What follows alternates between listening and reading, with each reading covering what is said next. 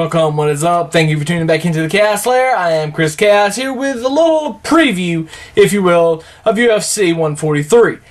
Now, pay very close attention. I'm not going to talk forever, but I'm going to try to do it in under 8 minutes. So that's my goal. Let's see what I can do. A little background on the pay-per-view.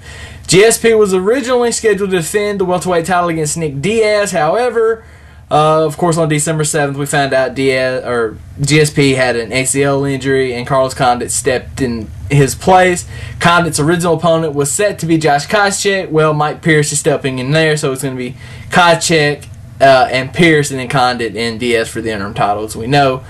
There were a lot of replacements on this, and I'm not gonna talk about all of them. The main 5 fights on the card. In the middleweight bout, we've got Ed Herman versus Clifford Starks. In a bantamweight fight, we've got Scott Jorgensen versus Renan Barrow. I don't know how to pronounce his name, so shoot me. Maybe I'll hear somebody say his name right tomorrow, and then okay, that's how you say it. And then I'll say it right. Welterweight fight between Josh Koscheck and Mike Pierce. A heavyweight bout between Roy Nelson and Fabricio Verdun. And then, of course, the interim welterweight championship fight between Nick Diaz and Carlos Condit. Now, wow. Okay, what a little story we have here. I got something on my beer. Anyway, look. This was set to take place, or this has come drawn out to a big thing. This was originally supposed to be GSP versus Diaz, UFC 137 in was October 29th or something. Okay, well, Diaz failed to show up to a couple of media appearances, so Dana White says, you know what, fuck Nick Diaz, he's out. Carlos, you're getting it.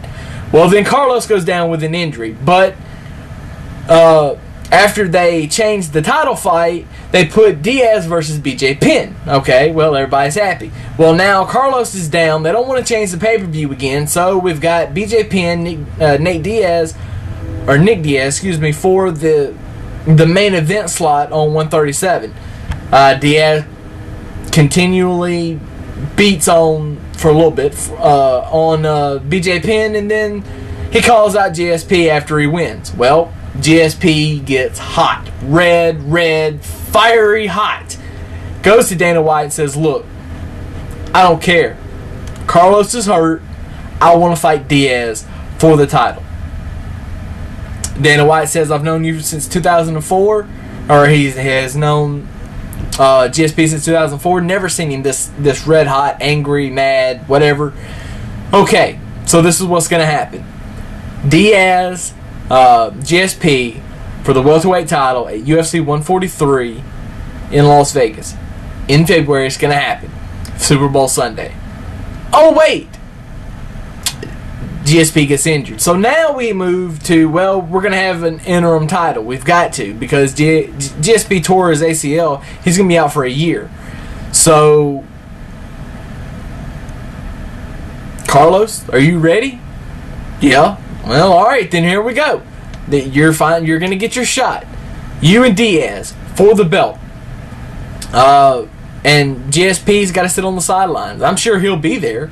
I'm sure he'll be watching very, very closely. And I know from of course, the prime time and then UFC Tonight this past week that GSP wants Nick Diaz to win this fight. He is praying every night that Nick Diaz wins this fight. Carlos Condit's coming off an injury. Okay? But in his last... He's on a 4-fight win streak. If I can get my computer to work in front of me. He's on a 4-fight win streak.